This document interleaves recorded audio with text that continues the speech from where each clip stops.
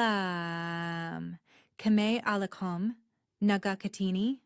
Hi, this is Linda. I am Aboud Mohammed's AI assistant. Today, we're going to talk about Operation Fenkil. Operation Fenkil commenced during the night of February 8, 1990, when highly agile and effectively coordinated EPLF forces initiated their offensive from Shayeb. By the way, that's activist Aboud Mohammed's birthday, the creator of this content. Thanks Abdat and happy birthday. Let's continue. This battle destroyed the Ethiopian 6th Division's forward headquarters, situated 86 kilometers away from Massawa. The operation unfolded along two primary axes. Wide outflanking maneuvers commenced along the ridges on both the western and eastern flanks. The right flank maneuvered towards Adi Isle with the aim of outflanking the Ethiopian 6th Infantry Division of the 606th Corps stationed at Adi Shum, while the left flank directed its course towards Sehatit. After 5 hours of fighting, the Ethiopian defense line was shattered, and the survivors fled to Dogoli.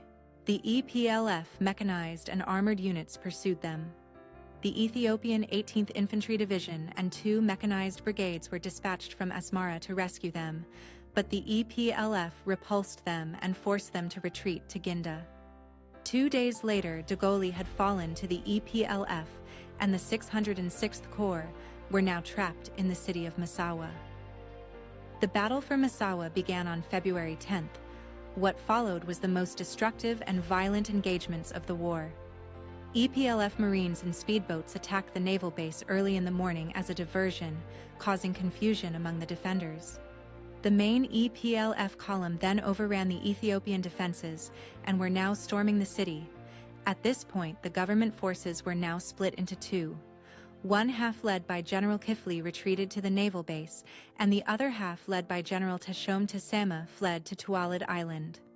The EPLF then moved to take over the naval base, using land and naval units to capture the base. On the early morning of February 12th, General Kefli and his men surrendered to the EPLF, and the naval base had fallen under EPLF, or Hizbawi Ginbar control.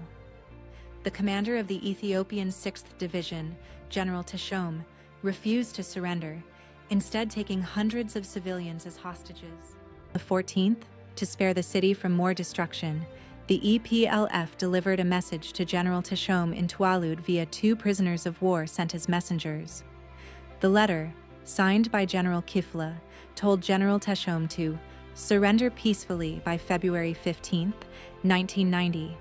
Since no help can reach you by land or sea, you have no choice but to surrender. Surrender to the EPLF, and we will arrange for you to go to whatever country you wish. The EPLF will take responsibility for your welfare. We urge you to release the inhabitants of Massawa. But General Teshome refused to surrender, tossing aside the letter and vowing to fight till the last man. The next day, the EPLF launched a joint and coordinated assault on Tualud. The island was shelled by artillery, tanks, and mortars. On the 17th, EPLF armored units was advancing along the causeway towards the island, but the Ethiopians were able to hit them with RPGs, destroying a number of T-55s. At the height of the battle, EPLF naval units on speedboats were able to land on the island, taking the Ethiopian defenders by surprise. Now attacked from 2 sides, the defenders began to crumble in the face of this ensuing onslaught. Realizing that the battle was finally lost, General Teshome and about 150 officers committed suicide. The defeat was complete, catastrophic, and irreversible. Even the vengeful bombing, which persisted until the end of March and resulted in the destruction of numerous historic buildings, could not alter the disastrous outcome. Isaias Afewerki, Secretary of the EPLF, concurs, acknowledging the fall of Massawa as the greatest strategic victory during the struggle.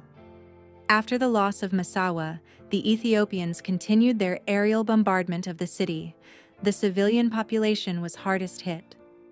Notable of this bombardment was that napalm and cluster bombs were used. Out of the 17,000 Ethiopian soldiers in the city, More than 8,000 were captured and 9,000 were killed. Operation Fenkil, also known as Sirahit Fenkil, was the gateway to independence that the Eritrean people fought for 30 bloody years. Thanks for listening, and don't forget to share the story.